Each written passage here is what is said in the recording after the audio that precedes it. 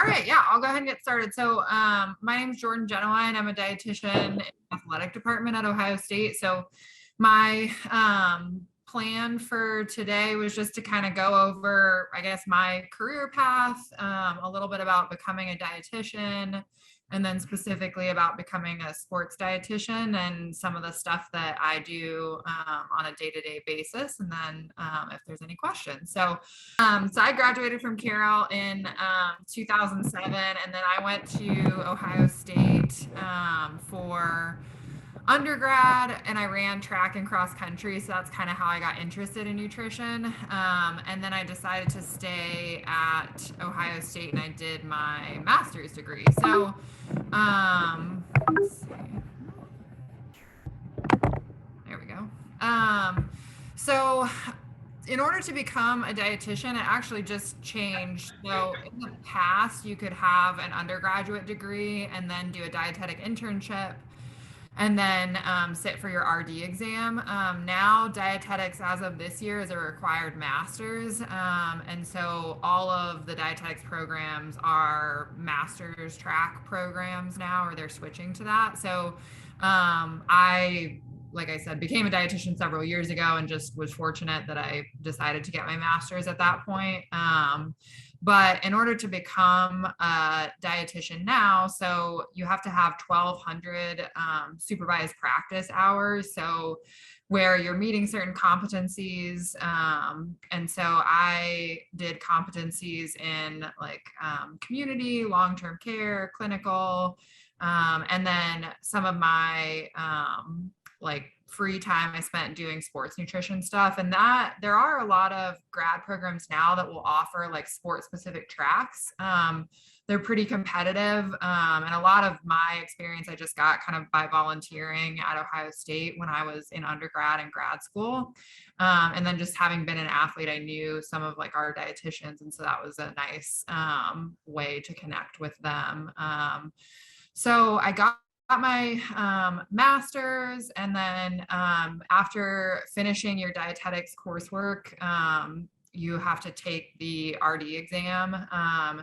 And so that's basically the certification exam to become a dietitian. And so took that, and you only have to take it once as long as you maintain all of your credentials. But after that, you're officially a dietitian.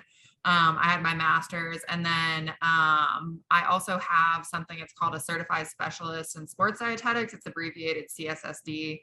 But basically, if you're becoming a dietitian, if you work in a specialized area, so there's a specialization for clinical nutrition, for eating disorders, for sports, there's several others, but they're basically advanced certifications that you can get in a specific, more like specialized area.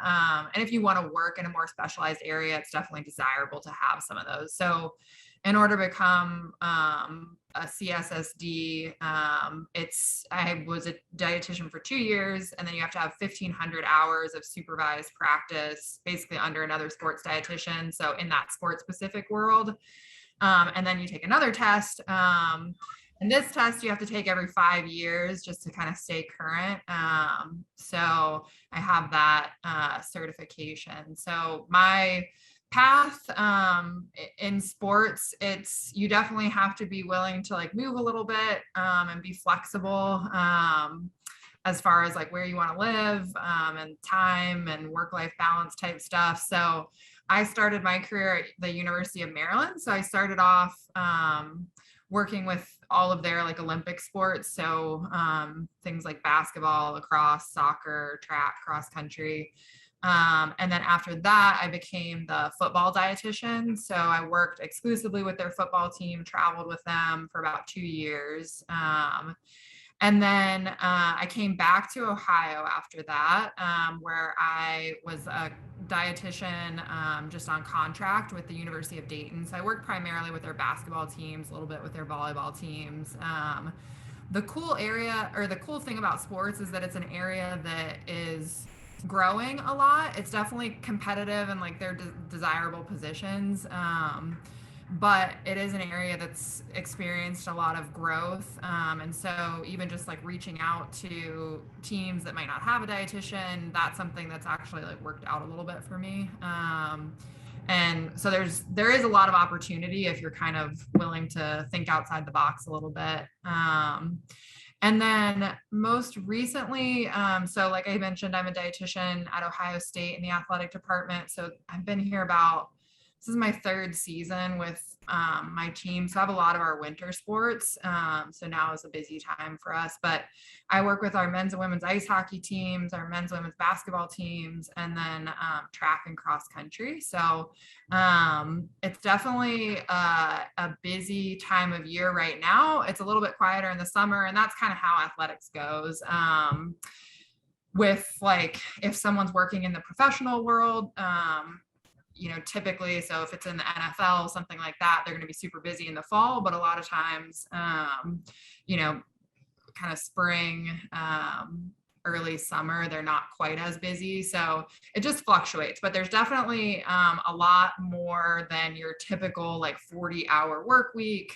There's weekends, things like that. So it is a demanding lifestyle depending on the specific place that you're in, but it's also a lot of fun. So okay, just I went through a little bit of this, but I think it's important. So there's a lot of like people who kind of refer to themselves as nutritionists, but basically what this shows is that there's not really any like credentialing that supports that title. So it's not something that's regulated, whereas a dietitian or an RD, they need to have, so minimum bachelor's, now it's master's for the entry level. They need to have an internship, which you have to apply to and be accepted. You have to pass your registration exam. You have to be licensed in most states. So there's a lot of regulation that goes into that term. So when I'm talking with a lot of the athletes that I work with, of course, I'm a resource for them, but just in general, kind of cautioning them, especially with like social media, there's a lot of things out there that are like come from nutritionists, but there's not necessarily any education behind that title. So just to give an idea of like what's required to become a dietitian. And then some of the stuff that I do at Ohio State. So now it's a very like collaborative effort to take care of the teams that I work with. So we have things called APT meetings where we'll sit down. It's athletic training, the coaches, sports psych, strength and conditioning, the team doctors sometimes, and we'll sit down and basically talk through what's going on with each of the athletes. And that's something that, allows us to be all on the same page. And it's something that makes my job a little bit easier. So to figure out like if a guy's having trouble keeping weight on, maybe there's some stuff going on outside of like practice and things like that, maybe struggling with class. So it's kind of nice to get to work with other health professionals. I think a lot of, if you work in a hospital or something like that, there's a lot of collaboration, and that's something now that you see a lot in athletics, which is nice. And then just to give an example of some of the things that we can work with athletes on, there definitely are athletes that I'll work with on more like medical nutrition therapy, so specific conditions and helping them with their nutrition. So we've got a lot of food allergies. We do have some eating disorders, disordered eating, recovery from injury. We have athletes who have, Crohn's, celiac, diabetes, typically type 1. So there's a lot of conditions that will help our athletes navigate in terms of nutrition. And then some of the other stuff, so performance nutrition therapy. So this is kind of, what you might think of just generally, and with nutrition in sports. So helping them figure out, what should my eating look like? I want to gain weight. What do I need to be having before, during, and after, a game or competition? So all of that day-to-day stuff. And then we also get to do a lot of the body composition testing. So we have a couple different ways that we do that. We have a bioelectrical impedance machine. So basically it uses a current to determine the difference between fat and muscle. And then we also have a DEXA machine, which is the gold standard for measuring body composition. So it gives us muscle mass, fat mass, and it also has the benefit of giving us bone density.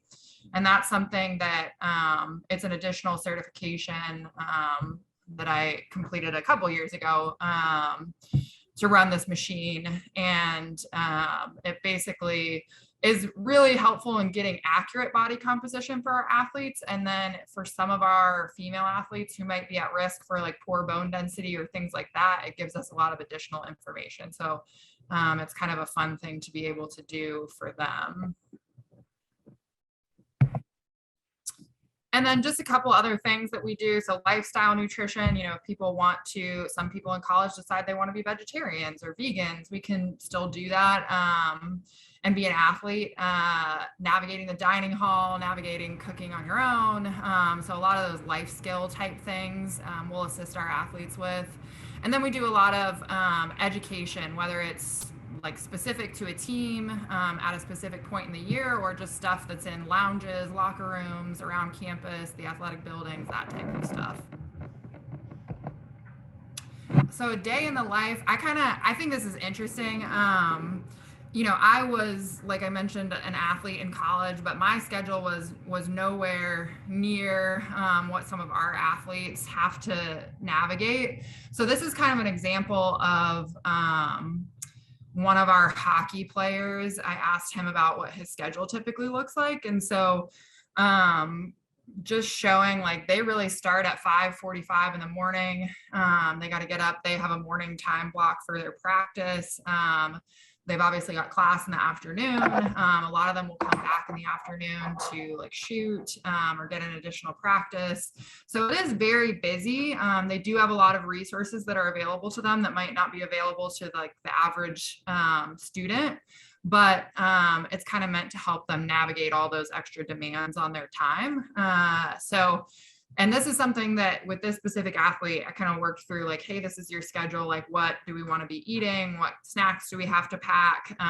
That type of stuff. And it seems a little bit like silly, but kind of helping them stay on top of that is something that helps keep them healthy throughout the year. So our athletes definitely have a busy schedule, and we try to assist them with that.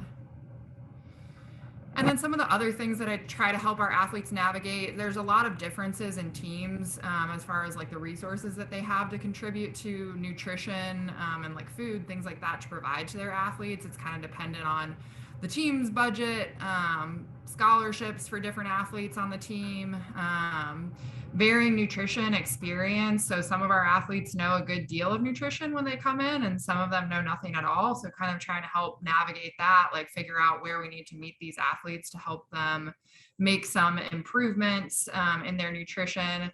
And then working with allergies and also food preferences. So definitely everyone doesn't like the same foods, and trying to help our athletes navigate that and make sure that there are still things available for them to have. So there's a lot of little nuances that we work with the athletes and teams.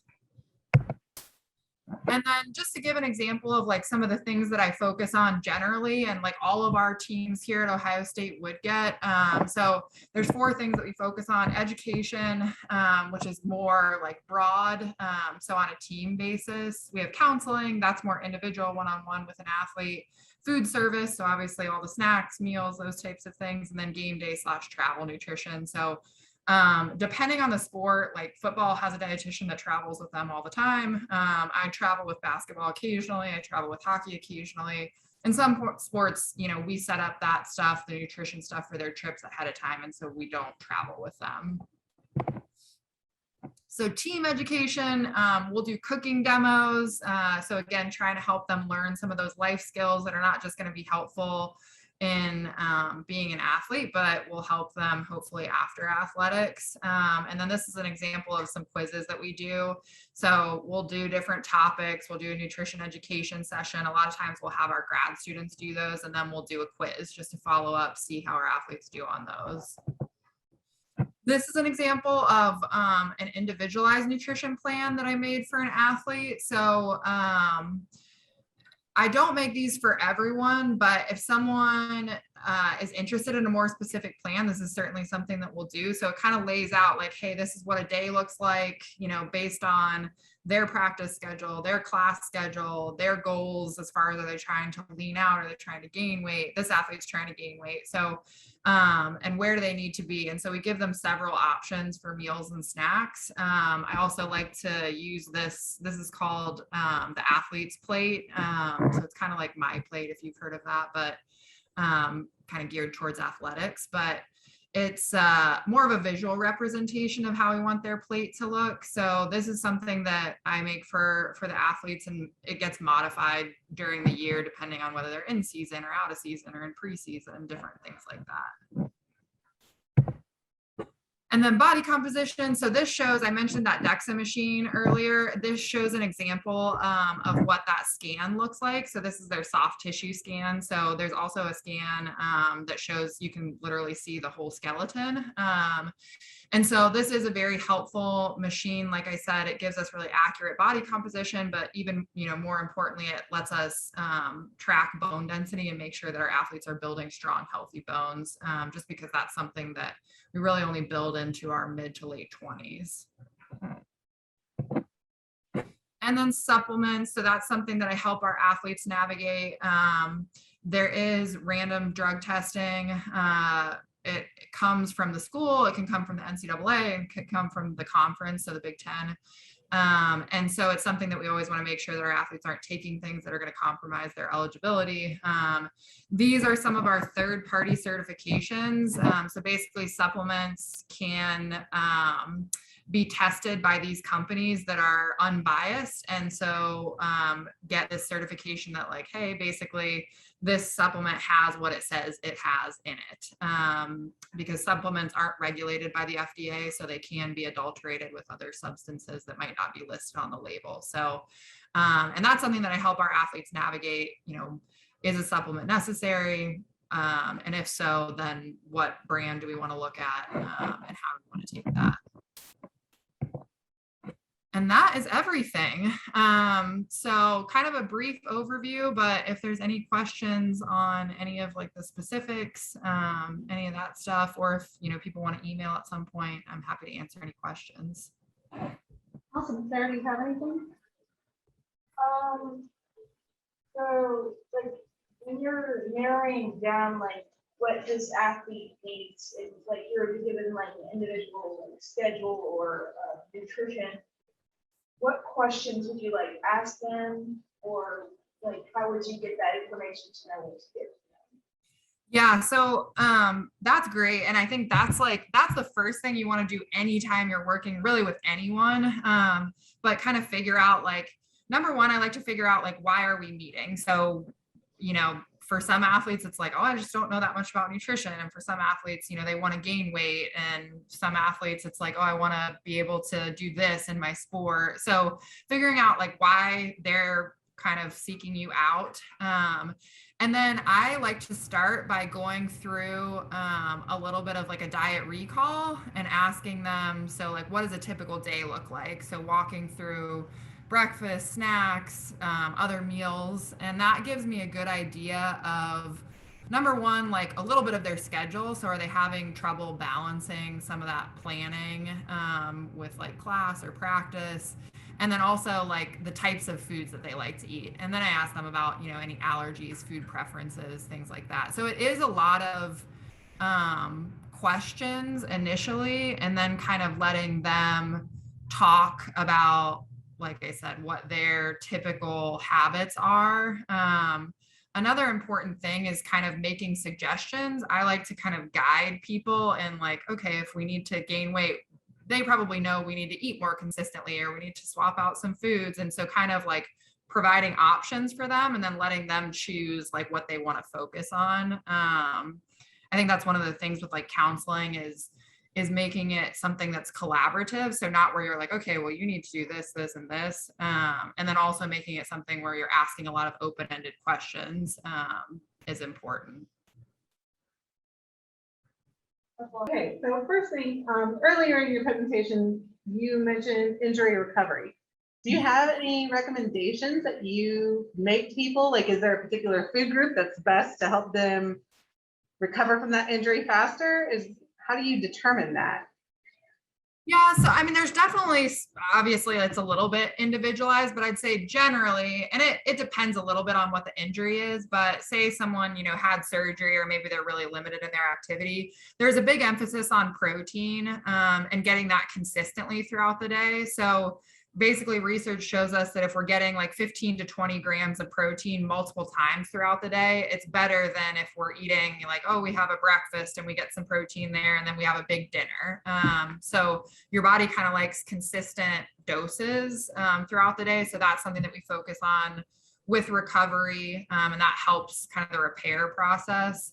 And then as like kind of mundane as it sounds, fruits and vegetables, just because they're really high in vitamins and minerals that we need to heal, and also antioxidants that can help with reducing inflammation after an injury. So I'd say those are probably the two like general recommendations that we make, but making sure that someone's still, a lot of athletes, like since they're less active, they might eat a lot less, and like, yeah, their needs are maybe a little bit lower, but making sure that we're still consuming enough energy to make sure that we're healing.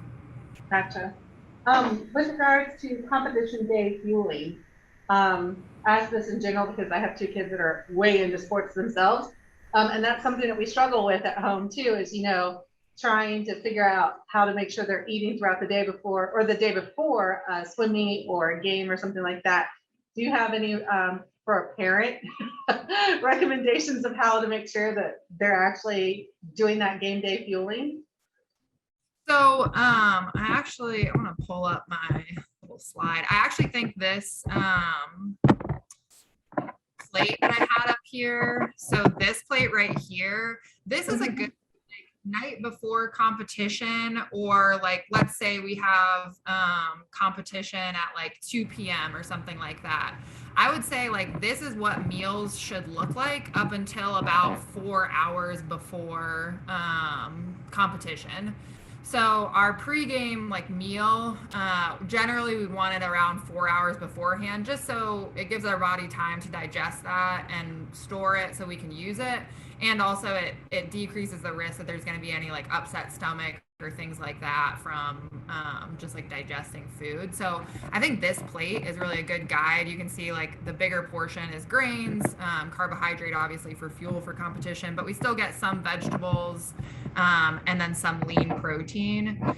And then as far as like, as we get closer to competition, I think about an hour to like 30 minutes out, it's important to have some type of like just simple carbohydrate. So it could be something like a piece of fruit, it could be like a chewy bar, something to kind of like make sure that we're not hungry during competition, but that also we don't have stuff sitting in our stomach.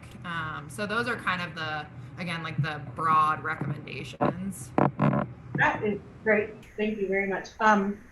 Regarding your slides, can you either, I don't know if you have my email address, but if you can send them to Nick will make sure he gets them to Julie Whites and both myself. So we'll make sure these are available to everybody. Now I have the questions from my phone. Okay. Best pathway. What is the best pathway to become a dietitian? So to become a dietitian, like I said, it's now a master's program, which I think in some ways is a little bit nicer. I think I mentioned before, it was like, typically you would have to apply to be in like the dietetics like program at a school, and then you would have to apply to a dietetic internship, and dietetic internships are highly competitive. So I think only like 50% of people get it the first time around.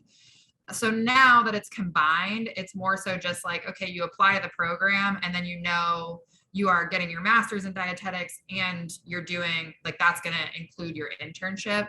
So that's the pathway now. And it's nice because I think it gives people more opportunity. I would say like the other important thing is getting experience in different areas, whether it's, something that people get paid for or you volunteer. Like I mentioned, I just volunteered a lot in sports nutrition, like, and it wasn't glamorous stuff. It was kind of like stocking fridges or making sure that there was like food available to athletes. But that's just kind of how you get to know people in the industry. And, you know, I also worked as a diet aide, so basically delivering food in the hospital. So there's a lot of different like areas that you can get experience in with nutrition, and any experience is going to look good, just because it kind of shows that you're looking into like different pathways. So whether it's volunteering or you get paid, I think it's just important to see a lot of different things. Awesome. Okay, so you did mention, the next question was, how difficult is it to get into grad school? And you did mention, is it still about 50% that get accepted, or is it higher now that there's a master's program that kind of does it all for you? This is the first year that like the master's, like the transition was made. So I don't know yet, because it's only been like one class. Like I said, I would imagine that it's a little bit not easier, but I think there's more opportunity to get into a school, and then they kind of figure out your internship for you. So I think there's a little bit more opportunity. I would say, like, depending on what area of dietetics you want to get in, like I said, sports is pretty competitive, just because it's, you know, kind of like a fun area to be in. There are other areas like food science, kind of like product analysis and like creation, that like that's kind of a competitive area too. So there's a lot. The nice thing about dietetics is, like, once you get in school, there's a lot of different ways you can go with it. Awesome. Finally, this is an interesting question. Do you have any recommendations on how a student who is interested in going to grad school for dietitian, if they're, how to save money or to afford grad school? Are there specific scholarships people could be looking for? Is there any other way, that anything that's specific to this lane in the road? Yeah. So one of the things that actually helped me when I was in grad school, there's a lot of like smaller scholarships. Like I got a scholarship from the Columbus Rotary Company, which was like, you know, a smaller organization. And that was something that I actually got from going to one of my professors and just being like, hey, do you know of any like scholarship opportunities? So I do think that there are opportunities, and it's always good to ask professors, because they will know a lot about those, and like looking at smaller organization as opposed to like maybe bigger scholarships. So looking local in terms of scholarship opportunities is important. Also, you know, I have a grad student right now who she's a TA for a food science class. So she actually volunteers with me and gets experience in sports. But part of the way that she pays for school is doing that, like TAing in something that is obviously like still pertinent to her education. So I think there's opportunities with that. There's like work study programs.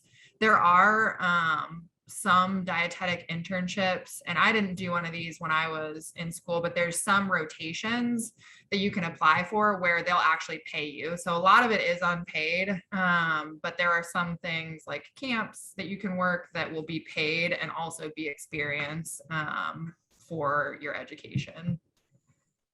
Awesome. For students that are here still at Carroll, I know you're going back to, what did you say, like 07, but are there classes at Carroll that you think would really help prepare students for a job like this in the future, or college even?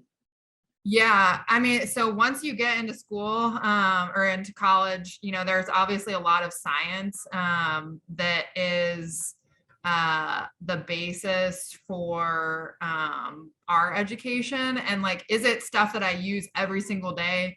No, but it's stuff that like definitely is the foundation of a lot of the things that I do. So biology, chemistry, anatomy, all of those are going to be super helpful to have at least some exposure to coming into college, because those are all classes that you're going to need to take as part of a dietetics degree. Great. Well, thank you so much for your time this afternoon. We really do appreciate it. Please don't forget to send me those slides so I can make sure all of the Allied Health Clubs can get a copy of that as well, because those were really excellent slides. But again, thank you so much. Of course, it was fun. I will, I'll go send those slides right now. So if I don't send them to you, I think maybe I have your email, but I'll send them to Nick. Awesome. Thank you. All right, have a great day. You too. Bye. Bye.